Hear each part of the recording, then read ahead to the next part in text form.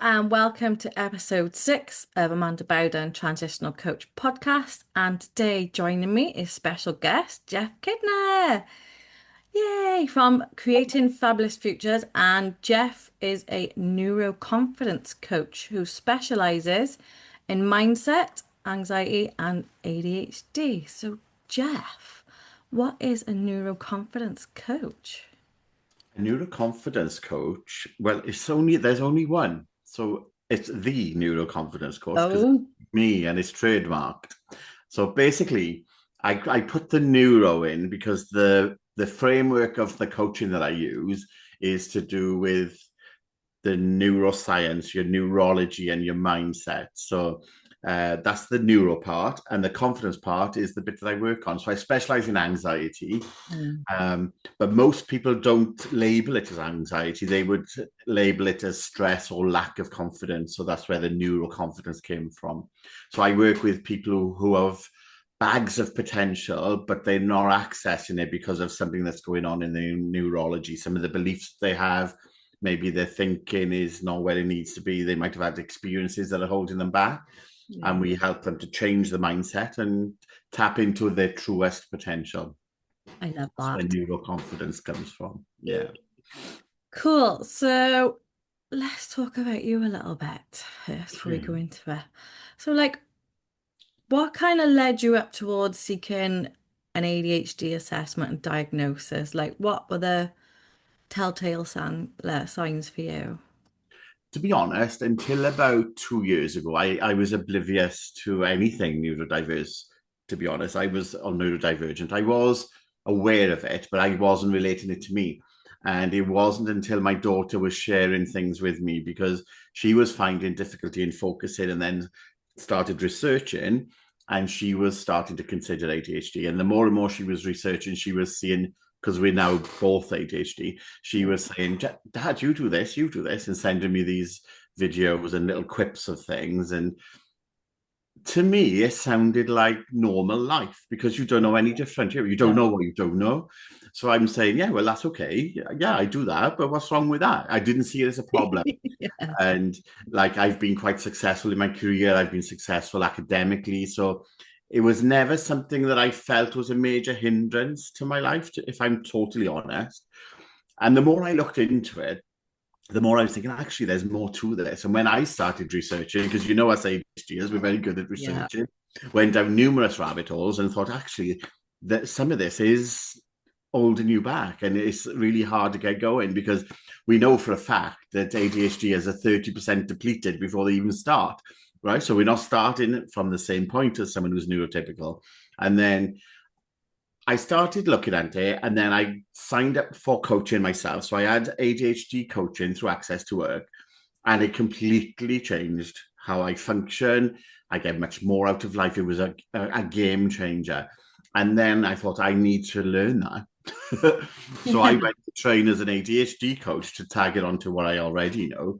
And what you usually find is ADHD or neurodivergent people attract neurodivergent people to them. So when I think of most of my clients, I'm thinking, yeah. So I did the ADHD coaching course then, and I felt the reason I went for the diagnosis was not so much for me, although it turned out to be a very emotional, personal journey, Yeah. was more for the credibility around being an ADHD coach. Because I didn't want to be saying I'm an ADHD coach and I've probably got it, but I don't really know. I Mm. wanted to be able to say, actually, I've been diagnosed and I know I've got it and I know how to help you and I'm trying to do that. So that's the reason I went for the diagnosis itself, just for confirmation, because we question ourselves a lot. ADHD is just the confidence side, and which is why I see so many clients looking for confidence, is we've sort of taught ourselves to question everything because we always feel like something's different about us. And we're saying, is it us or is it the environment or what's causing this feeling of not fitting in properly? And so it was a badge, really, or a certificate of credibility for the coaching arm. That's why I did the diagnosis. Yeah, that makes sense. No. Yeah, yeah. Like, how did the late diagnosis of ADHD change your perspective around yourself and your coaching business? Massively, massively, to be honest. And because right up to going into I went private, obviously, because of the waiting list, right? Yeah. So, and I'm very fortunate to be in that position. I get that. But I wanted to know. So I went private to do that. But right up until I went through the door, my mind was saying, this is a waste of time. They're just going to say it's not ADHD. You're just crazy.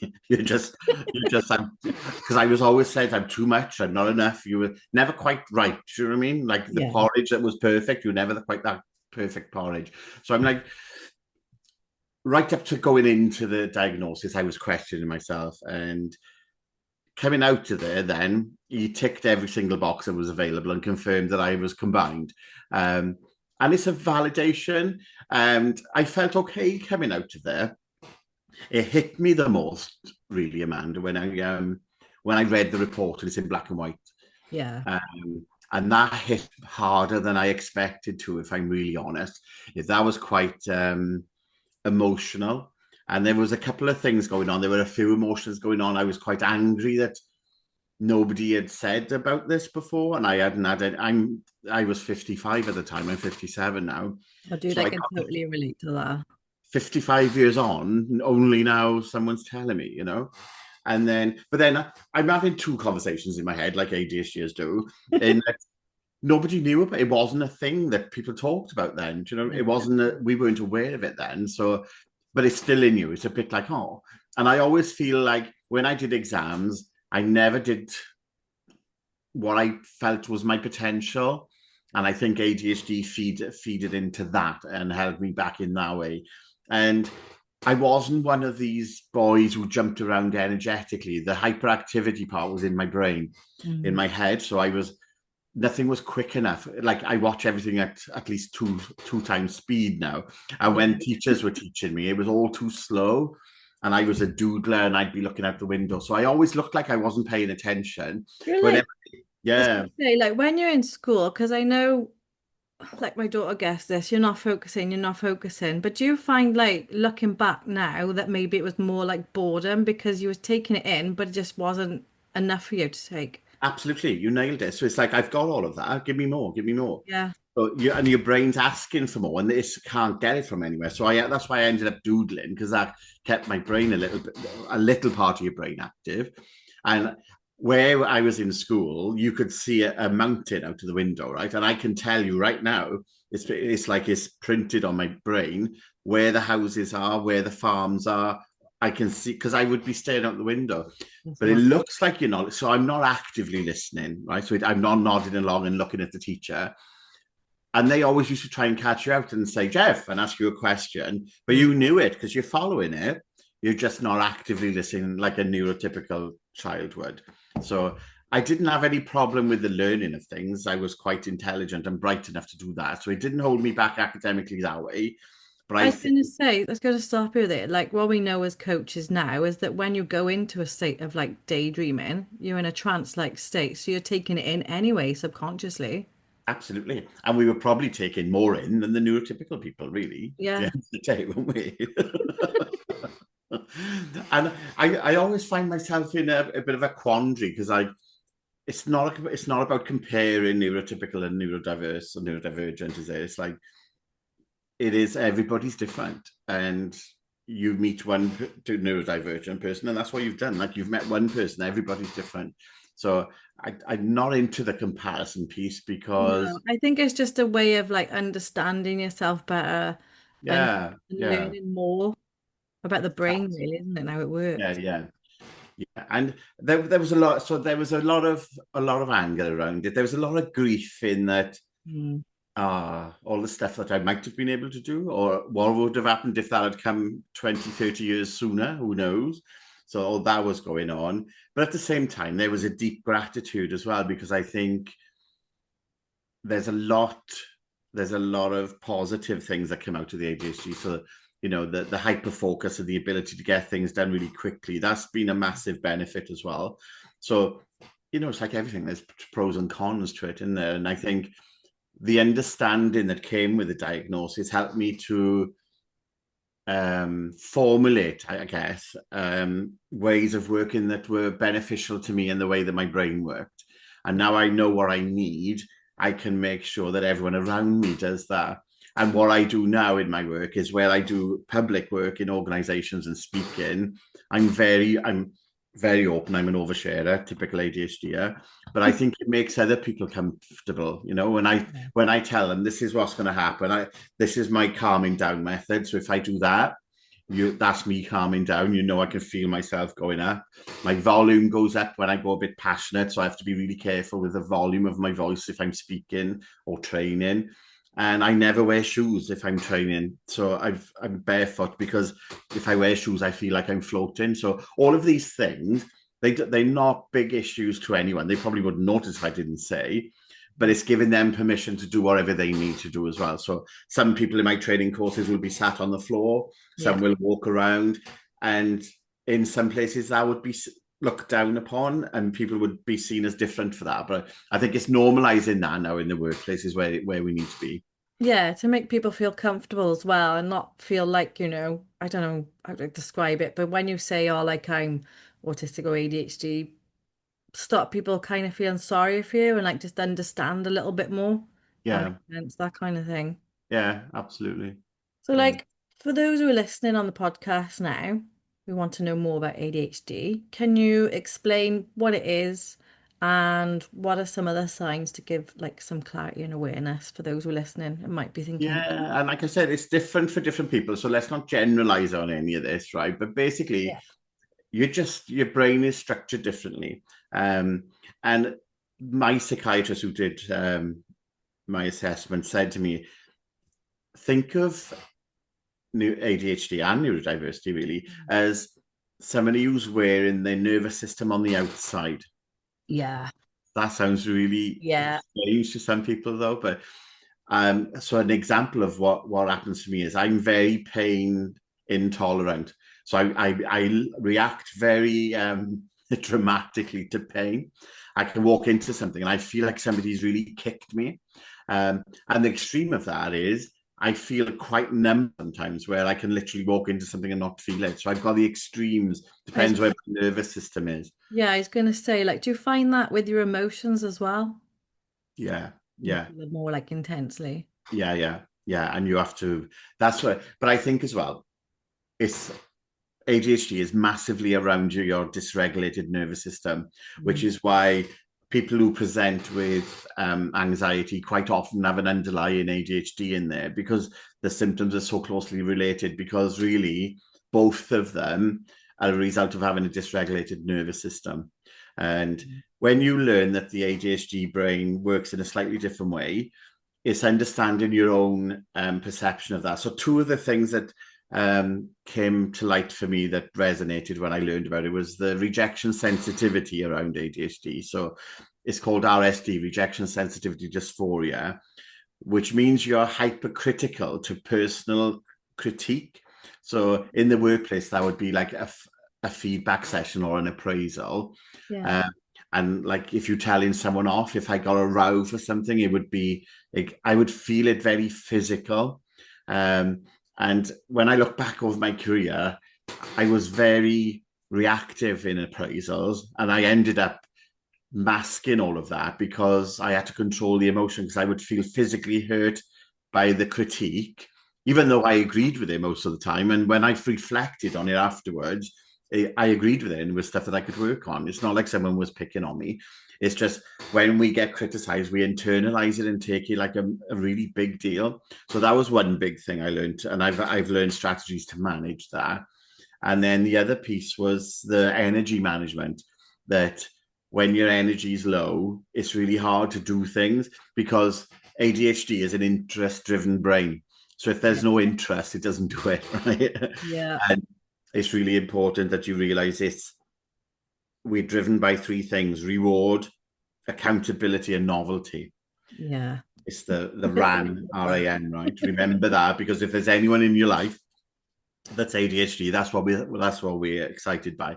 So as a somebody in the workplace, for reward, we like lots of praise, even if it's small praise. We need the feedback that we're doing a good job, or it's very, and it seems like it's a lot, but it's not. All you need is like, oh, that was really good, well done, Yeah. because that's enough dopamine then to keep you going. And if you don't get that, you get a real big mood drop, and then your productivity goes out the window. And if we are accountable to someone, like in a job, sometimes the accountability of being paid and having a job is enough, but sometimes it's not. But making yourself accountable to something makes it get done. And anything shiny and new, we're in there. Yeah. We got Yeah, no it's got to problem be with like that. exciting and something you love as well, and something you're passionate Exactly. about. Which is why I'm always learning, because there's always got to be something new, because it puts Yeah, dopamine into the system and keeps it all going. Yeah. yeah, I feel you on that one. I'm with you. Yeah, it's a common one, that one. Cool. So, like, as a neuroconfidence coach who specializes in mindset, anxiety, and ADHD, so what kind of clients do you work with, and how do you support them, I guess?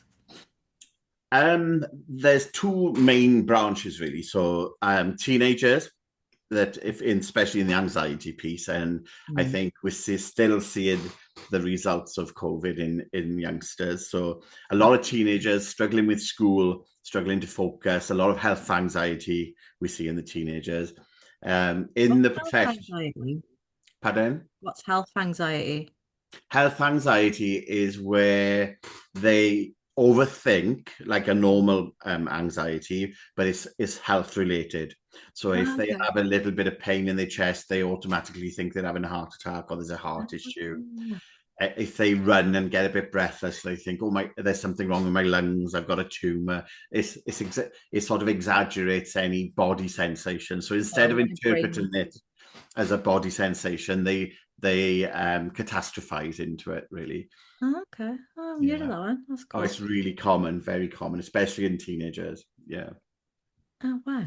yeah. And then adult-wise, they tend to be high-performing professionals, Mm. um, and they hit a plateau usually where their normal management systems or strategies that they've used to live with their ADHD or their anxiety are not performing anymore, because as you get more senior and you have to delegate more, it changes the mindset a little bit, and your nervous system changes because you have to trust people a lot more, And you've got more responsibility, delegate. I guess, isn't it? Yeah, exactly. And where sometimes the strategies you've employed to be as successful as you are no longer serve you, and then you become more and more anxious, more tired, you're not sleeping, and then what tends to happen is they don't reach out usually until they get to the crossroads where I can't do this anymore. I'm either going to have to step down a level because this level is too demanding, or I'm going to have to leave altogether. That's usually where they are when they seek the coaching out. Sometimes it's a bit sooner than that, but it's usually they've come to a crossroads where they feel they can't do this anymore. Do you find like sometimes that they come to you and they're already where they are and they're burnt out as well from all the. On the way, they haven't usually burnt out. They don't wait that long generally to come and see me. I have had a few, but they'll come to me before they get there because they can see it coming. You Oh, know, that's cool. coming. Yeah, Oh, yeah. So yeah. I don't see many burnt out ones, if I'm honest. Okay. So I know you've got a special place in your heart around mBIT. I know you love it. So can you tell us a bit more about that and the training that you offer around it? So mBIT is multiple brain integration techniques, and it comes from the field of M-braining. Um, it's it's a wonderful way to regulate your nervous system and tap into your internal intelligences. So what M-braining says is you haven't got just one brain, because you've got a brain in your head that looks after creativity. There's a brain in your heart that's all about compassion, and a brain in your gut that's all about courage. And they all speak to each other. But more often than not, when I work with someone with anxiety or ADHD, one of those, or more than one of those, is not communicating, and you're missing out on a whole lot of wisdom. And your anxiety goes away when they are all aligned. So a lot of the work that I do is at working with the unconscious mind, linking these back up so you can access all of the wisdom that's embedded in them. And then the whole nervous system becomes regulated, and anxiety dissolves. So mBIT is all about understanding what messages are coming from those intelligence centers, how to interpret them, and how to have them all communicating. Okay. It's a real gentle, non-intrusive way of coaching because it can be done silently by the client with us guiding them through. So a lot of people who've gone through trauma or significant emotional events that don't necessarily want to talk about that, this is a lovely way where you don't have to, and you can go inside and process all of that um, experience and turn it into wisdom within yourself, into your neurology, and then it becomes embedded in you and helps you make better decisions going forward. So in terms of training, I'm trained as a trainer in that. I went off to the south of France to learn in it. Um, I learned braining probably about 4 years ago now for a specific Yeah. client. Yeah, yeah. Good. And I had a client that I needed it for because I found NLP, neuro linguistic programming, a little bit Mm. clunky because she'd gone through an awful lot of trauma. And I stumbled across mBIT by accident and I went and trained in it. And it's so simple, but utterly powerful. And when I used it on this young client of mine, it was transformational, completely changed her life. And I'm like, oh my gosh, I need to know that. So I went to France to train in it. And now I train other coaches to use it, and professionals, and leadership is a big field that's embracing braining going forward to get more heart-led leaders, because we know that brings engagement and has got massive business benefits. Yes. So it's leaders, anybody working with people, any communicators, people helpers, teachers, healthcare workers, HR is massive in, and training, and obviously coaches. And I train that 3 times a year. So it's a 4-day course where you come along and learn about all the neuroscience that sits behind it. And then you can incorporate it into your daily life then.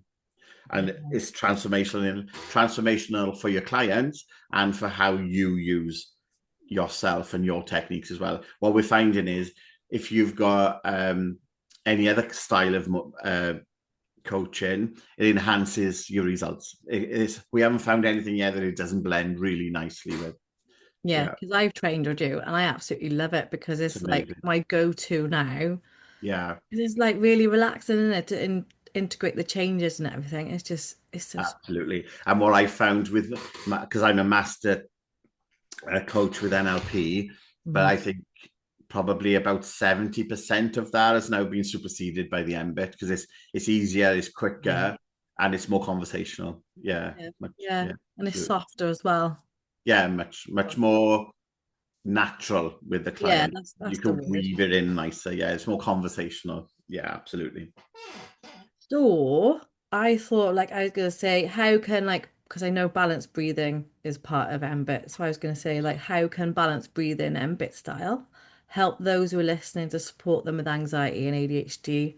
And can you give us a little demo Absolutely. for those who are listening so they Absolutely. can do it in daily practice? Yeah, yeah. So balanced breathing is where you breathe in through your nose and out through your nose. So we're not using the mouth at all. And we aim for about 6 seconds, but you do what's comfortable for you. Okay. And what that's doing is because when you breathe in, you initiate the stress response, the Mm. sympathetic nervous system. When you breathe out, you initiate the parasympathetic, or the rest and digest. So if you breathe in for the same time that you breathe out, you balance your nervous system. So if you take longer to breathe in and then breathe out quicker, you're going to put the nervous system into stress response. So it's more energetic. So if you want to be more energetic, breathe in for longer. And if you want the reverse, where you go more parasympathetic, you want to calm down and be slower, you breathe out for longer. But when we're balanced breathing, we want to balance it, right? So you Yeah. breathe in for the same amount that you breathe in, because you've got lots of neuroreceptors in your nose gauging when the air is coming in and sending messages to the brain and telling it to calm down. And we'll do it in a moment, but you're going to breathe into the nose, and it doesn't have to be a big breath. In fact, the smaller the breath, the better. But you're taking it down into your belly. You're using your belly to breathe. So you use the muscle that sits under your diaphragm is a muscle that sits under the ribs. We breathe in from there because that's a doorway into your unconscious mind to tell you that it's safe. And the whole objective of balanced breathing is to calm your nervous system. Okay, so let's do it. It only takes a few minutes because 2 or 3 minutes of balanced breathing gives you about 2 to 5 hours of a balanced nervous system. So you Yeah, can do this a couple of times through the day and get balance all through the day, and it'll be massively beneficial and lower your stress and anxiety I levels. use it every day. I use it all the time, Every absolutely. day. So put your feet on the floor so you feel grounded. I'm gonna take my glasses off because I'm gonna do it as well. Iceland, yeah, lovely. And your knees are at 90 degrees. Yeah. Your back is upright but not rigid. So you've got a nice swan S shape in your back. You're going to lift your shoulders up, draw them backwards naturally, and then just let them drop into the envelope so you've got a nice open chest. And with eyes open or closed, it's entirely up to you, however you feel comfortable. Close your mouth and start breathing in through your nose down into your belly and then out through your nose. 6 seconds or thereabouts, whatever's comfortable for you. When you breathe in, your belly should go out. And when you breathe out, your belly goes back in. So it's not a time to be all holding your belly in to look good. Release those muscles so you can feel your belly pop out when you breathe in. And the smaller the breath, the better. And you're just going to gently bring that breathing into a nice natural rhythm. And eventually you won't have to count. You'll just feel your body will like it, okay? And more often than not, especially if this is your first time doing something like this, you may have thoughts come up in your head, and that's fine. It's totally natural. They never stop because it's a result of your nervous system checking on your surroundings. So you can just let them pass like a cloud floating by or leaves floating on a river. You don't need to engage with them. You don't even need to label them. You can just let them pass and bring your attention back to your breathing. And you can just imagine a white light warming up your muscles, allowing your shoulders to drop, relaxing all the tiny muscles around your eyes. Let those shoulders drop. The jaw may loosen, and that's all fine. Feel the chair or wherever you're sitting taking the weight of you so you're completely safe. For 2 minutes, you've nowhere to be, nothing to do. Just be in the moment. And then just breathe a happy emotion in, whatever you want that to be. It could be calm, happiness, love, whatever you choose. Breathe that emotion into your body. And imagine as you breathe it in, it comes with a smell and a flavor or a taste, and there's color to it. And as you breathe it in, that goes into your lungs. And fill that emotion into your lungs. Let it diffuse into the blood. And let your heart pump that around the body. Let that feeling go all around your body. Fill your heart with it. And when the heart is full, let that overflow up into the head. And swallow that feeling down into the gut brain so it goes to all the intelligence centers. Filling your body with that emotion. Let it go to the bottom of your feet, to the end of your toes, up through your spine, in between all the vertebrae, up the neck, over the crown of the head, and then shower yourself in that emotion. Let it go to the tips of your fingers. The objective is to touch every cell of your body with that beautiful feeling, completely filling your system with that amazing emotion until you're absolutely full.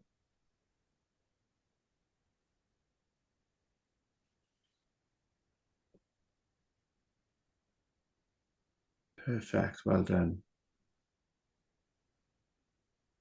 As soon as that feels right for you, you can wiggle your fingers and your toes. Gently open your eyes. If you've closed them, come back into the room. Oh my God, bright light. And now you've regulated your nervous system. Dude, that's amazing. Like when it was like bringing the happy emotions and calm, I imagining like myself in front of my nan's fire, where I used to live and stuff, and just sat there and I could smell like the custard creams. Nice. Yeah, it'll take you to wherever the emotion you brought up. Yeah, awesome.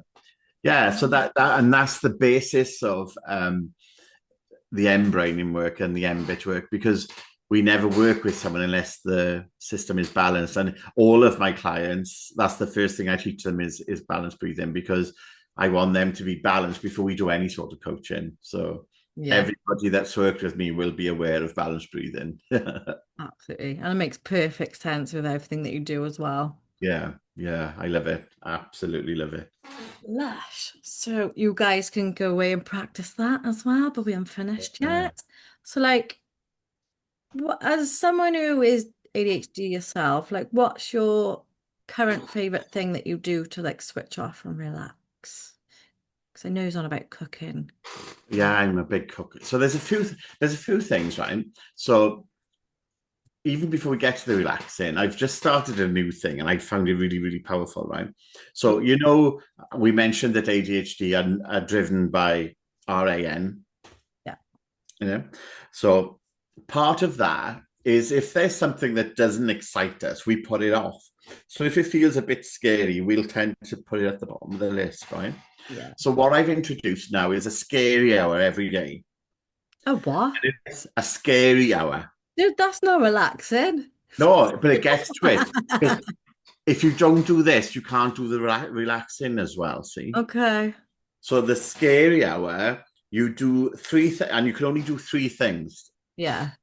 within that scary hour, and then once that scary stuff is done, you don't do any more till the following day. I was gonna say, why do you do the three things? Is it because like the brain can only handle the three things? You don't want to overwhelm the Yeah. system. Yeah. So, Cool. and most things take about 20 minutes anyway, don't they? Yeah. So you probably won't have time for much else. And even if you don't do them all, it rolls over till tomorrow. Right. So that gets rid of that. And what I also do at night is journal everything out of my head. So when I Yeah. go to bed, I can calm down. But in the daytime, then I always make time for getting outside with nature. I'm really lucky. We got big oak trees outside. I every day I go out there and have some contact with nature. That's one thing. And I walk around the lake every morning, unless it's raining, because I don't like going out in the rain. So if it's a fine day, I do my walking. If it's raining, I don't. Right. So I do a walking for that. Mm. And I've recently found that I like cooking. So my morning routine sets me up for the day. That's where most of my calmness come from, where I do my balanced breathing, I do my meditating. I'm always out in the garden under my gazebo. So all of my TikTok videos that I do in the morning are done from there. So that's all cool. Um, so I think a morning routine is really important to Definitely. get you balanced in the first place, and then you're not going too stressed. And I love, love, love cooking. I used to stress me out, but now I love it. So I cook for the family every Tuesday because I have my grandson on the Tuesday, and we all stay for dinner in the evening, Mm. and we have fun. So my daughter sometimes will send me a recipe, Yeah. or I'll find something on TikTok and I'll make that. So there's something every week where I make something, and I just immerse myself in there. So I have about 2 hours to myself at my daughter's before I pick Rory up, and that's the time where I just delve in, prepare the food, cook it, and just have a moment with myself. Yeah, What's that? I'm also a crocheter, but Oh, you're that's still doing that, are you? it comes and goes. It's in a box under the bed in the spare room. It comes out when the need is there. I haven't done it for ages. Yeah, I remember you started that, and then I was doing my knitting, and we was both trying new things out. I got yeah, bored of it, and mine's like gone. yeah. I got to be really, really focused for that, which doesn't happen very often. Dude. Yeah, Oh, well, you know what? Thank you for coming on today. It's been absolutely brilliant speaking to you. You've just shared absolutely loads of stuff in a matter of short space. So, like, awesome. where can people find you and connect with you? So my main platform for posting and talking and interacting is LinkedIn, and I'm also on TikTok. So I'm on LinkedIn as Jeff Kidner. I'm now on TikTok is where most of my video work goes, and a bit of fun around anxiety on there. I'm creating fabulous futures on there, and the website is creatingfabulousfutures.com. Awesome. So I'll put all those details anyway. I'll grab them off you later and we'll put the Fabulous. Thank you details. very much. And it's been amazing talking to you. Thank you for the invite. That's okay. So I hope you guys find that interesting because I find it fascinating. I could talk about this for hours. But thank you for coming on, Jeff. Pleasure. Anytime. And we'll speak soon. Cool. Thank you very Bye, much. guys. Bye. Bye.